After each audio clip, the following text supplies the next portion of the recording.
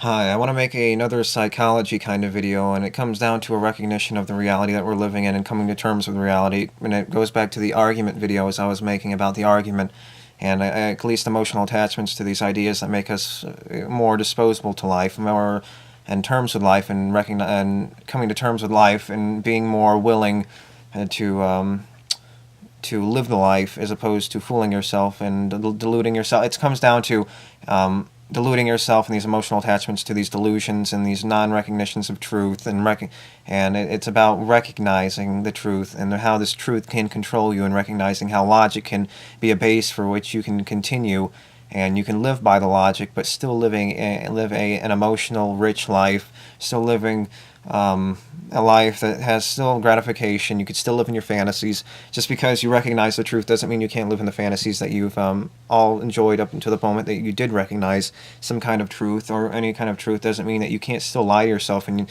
people experience this, and I've recognized this on a regular basis. Even though they recognize any kind of truth, it's more about specific truths, and attacking them and addressing it directly. But they can still live in a fantasy. They can still deny something. They know it's stupid, but they still deny, even though they know the truth. They acknowledge it.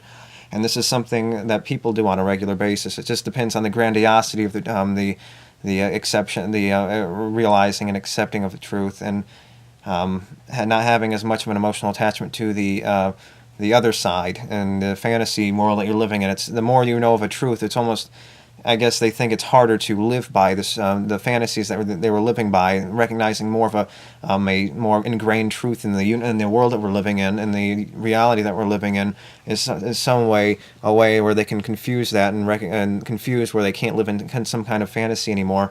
But recognizing the truth, recognizing the logic of the situations that we're living in, can obviously have a control on you, but that doesn't mean that you're off time, or in the time where you're not necessarily thinking about logic or anything like this, or recognizing the truths and realities around us. Doesn't mean that you can't still indulge in your fantasies in your off time when you're not arguing philosophy. It's about arguing some kind of notion of philosophy, as opposed to living by it. You don't have to live by it, but the more likely you accept the truth, the more likely you come to terms with the truth, the more likely you are going to live by it.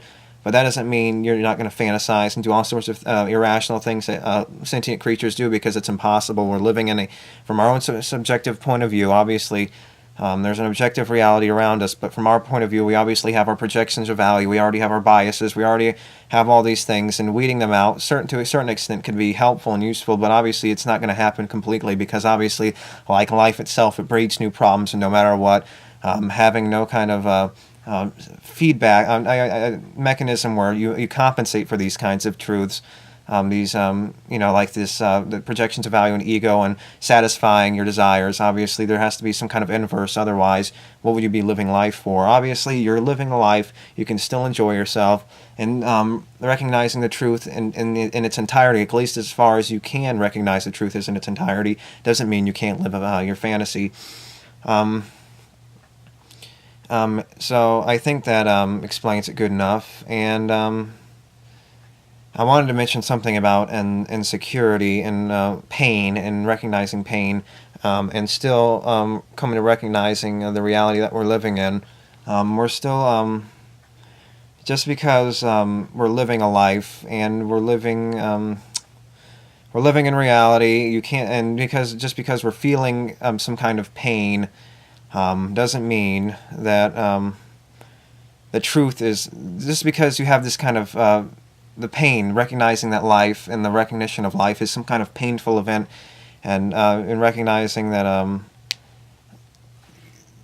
even though the mechanisms are in control, even though the mechanisms may be futile, when you look at life as in a whole, doesn't mean that you can't still experience some kind of pain.